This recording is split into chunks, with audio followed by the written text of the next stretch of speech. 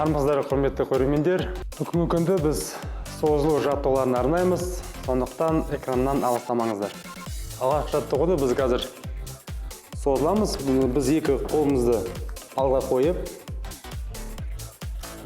бөксемізді артқа қарай созып жатамыз. Осылай 3-4 секунд жатасыздар. 3-4 секунд жатқаннан кейін сіз беліңізді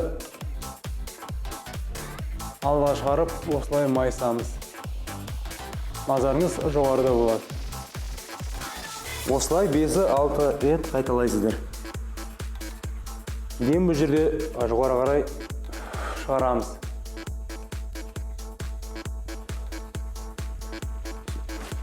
Созылу жаттығулар сіздерге таңертең өте пайдалы және қанды тезірек жүргізеді.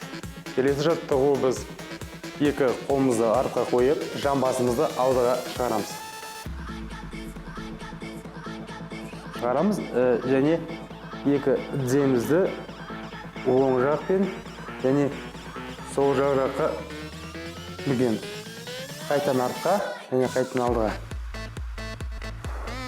Оң жақ және сол жақ. Осылай сіздер 10 рет жасау керексіздер.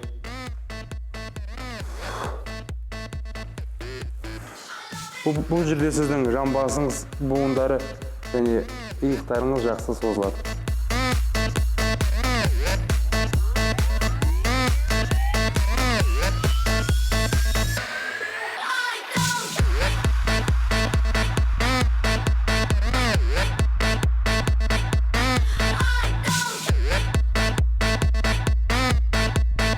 Сегіз.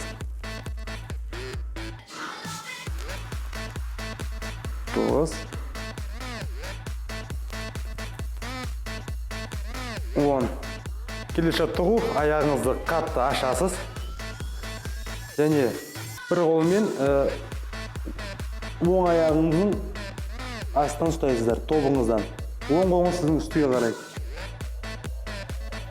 Және екі жақтан ауыстырамыз.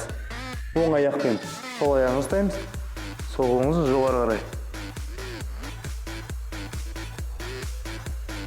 Осы бағытта сіздер 5 немесе 10 секунд тұруларыңыз қажет.